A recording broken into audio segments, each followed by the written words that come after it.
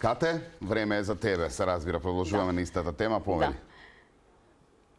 Да, така е. Благодарам Нината. Спомена, тука сме во Црвениот крст на град Скопје, заедно со секретарот на Црвениот крст на град Скопје, Сузана Тунева-Пауновска. Спомена и Нината, беше ова една тема која што веројатно сите не засега.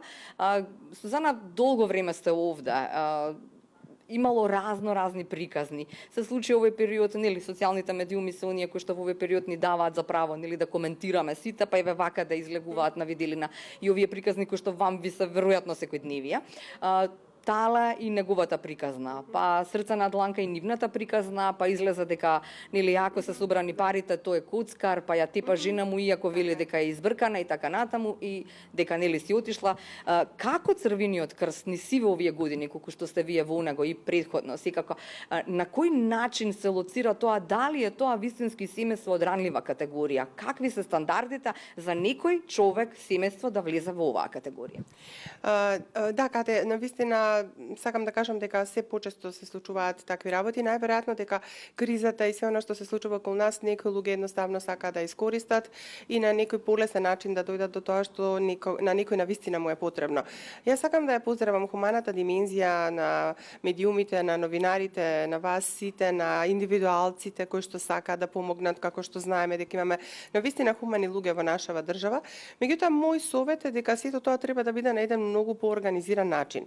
Црвениот крст на Република Северна Македонија преку своите 29 канцеларии надвор од Скопје и 6 во Скопје има добра мрежа, така да јас искрено мислам дека ние сите заедно треба да поработиме малку на ова, бидејќи во нашата организација постојат одредени критериуми кои категории на граѓани може да бидат дел од програмите за хуманитарна помош на Црвениот крст.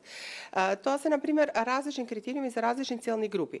Ние го имаме пунктот за бездомни лица, значи тука има мобилен тим од социјални работници и психолози кои што прават проценка за овие лица.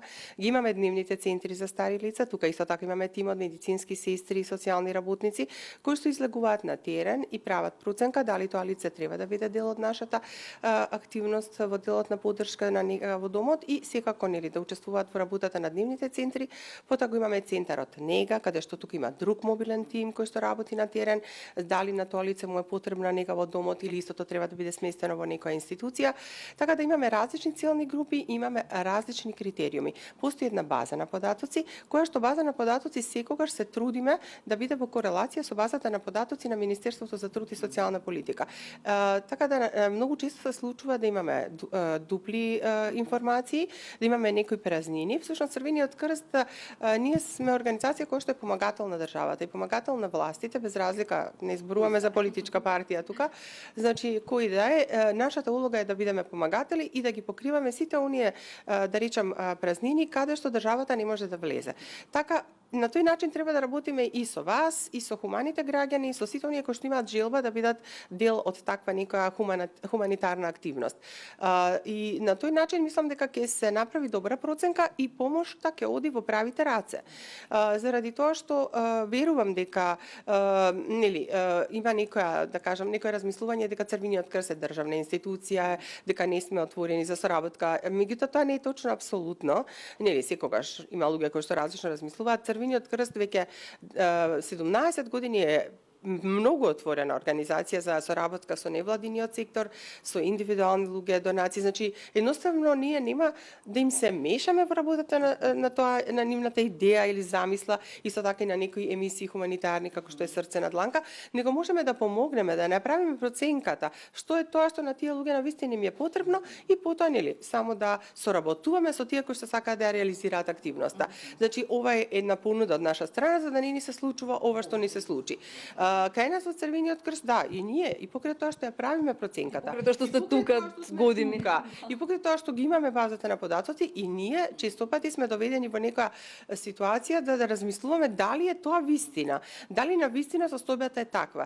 Верувајте дека многу често првично реагираме онака импулсивно, да, веднаш треба да реагираме, за да после позадината покаже дека имаат фамилија, имаат деца во странство, препишани станови, злоупотреба потреба на нивните пензии, значи старите лица се избркани од дома, а имаат приход. Така да има различни истории. Во секој случај мислам дека сите заедно, кога ќе бидеме, можеме да направиме многу подобро општество и луѓето едноставно да имаат корист од сето тоа. Така е, да. Сузана, на кој начин вие кога одите тамо во првата таа проценка, кои се најважните работи што треба да се прашаат или да се дознаат за семејството кое што евентуално би било корисник на никаква хуманитарна помош?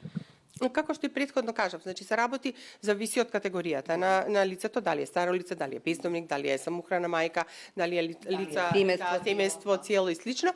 Значи се прави проценка, се оди на разговор, разговараме, ги согледуваме сите работи, значи ги повикуваме во Црвениот крст. Тука заеднички правиме еден мост на доверба и кога сето тоа нели го имаме како, значи свесни сме дека сме дел од нивниот живот и сакаме да помогнеме, тогаш тука се случува и оној момент да не се кажат некои невистини. Заради тоа што луѓето кога ќе се јават кај вас, кога веќе ќе им дојде преку глава, можеби од бирократијата во државата, што све документи треба да поднесат за да добијат некоја парична помош или да бидат дел од некој систем, и тогаш доаѓа до некоја нервоза, па ви се вуваат на вас, кројат некоја приказна и таа приказна не е испитана. Значи јас не сакам погрешно да бидам сватена. Точно е тоа дека на луѓето им е тешко и никој нема да се јави ако не му е тешко. Меѓутоа еве се покажа дека имаме и злоупотреби. Така да токму заради тоа сметам дека ние имаме посебни прашалници, затоа мислам да не ги замараме гледачите нели наутро што се постои во тој прашалник, меѓутоа нашите социјални тимови, тие ги викаме мобилни тимови кои што работат на различни категории, дали се нели реков за стари лица, бездомници, мигранти, семејства цели или да речеме, да кажеме некои луѓе кои што се претходно имале нормален живот, па потоа дошле во ситуација да им треба помош, така да имаме еднократна помош, првиот месец, самохрана, хигиена, психолошка поддршка, па потоа вториот месец повторно разговор, слично за да ја утврдиме вистинската состојба. Така да мислам дека тоа е единствениот начин. Значи прво се излегува на терен, се гледа реалната состојба, се дискутира со тие луѓе, се прави мост на доверба за да можат потоа и тие да веруваат во нашата желба искрена за помош, меѓутоа и да не го злоупотребат тоа дека некој сака навистина да им даде нешто. Тој пакет, таа да речам храна, таа хигиена, тие финансиски средства, навистина на некого ќе му бидат добре дојдени, а некој ќе ги злоупотреби. И навистина треба да внимаваме. Видете, се наоѓаме во една кризна состојба, глобална криза, војна во Европа, се она што ни се случува. Има луѓе кои што тоа го користат за жал. Имате ли никакви статистички барем податоци кога некој злоупотребил, нели па се тргнати? Да речеме колкав е процентот? Можеби не е голем, ама да речеме не е голем, например, да кажам во последниве 12 месеци, пошто идеме нели годишно, ако сме обслужиле негде повеќе од 5000 луѓе, сигурно има некои десетина, 15 кои што не ја заслужиле помошта заради тоа што го злоупотребиле Црвениот крст во исказите собствени кои што едноставно ги кажале дека им е потребна помош, меѓутоа сето тоа ви реков, можеби првично ќе добијат пакет храна и хигиена, меѓутоа ние не работиме само така единачно, сакаме луѓето континуирано првите 3 месеци да ги одржиме, да кажам, во комуникација со нашите тимови и тука ги согледуваме проценките. Потоа велиме да, вие можете да влезете во системот на државата, треба да ги извадиме и овие документи за да си добиете постојана парична помош, значи им даваме и совети и слично.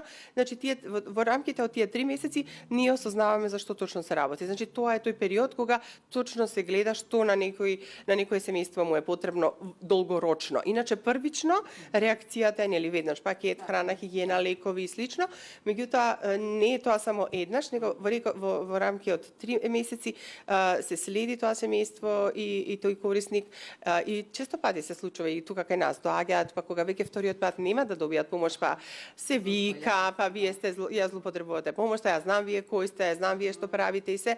Меѓутоа видете, ние не се лутиме, тоа е многу нормална реакција на луѓе кои што на некој полесен начин сака да дојдат до нешто што зашто треба да засукаат ракави да работат. Има многу луѓе на кои што сме им понудиле работа.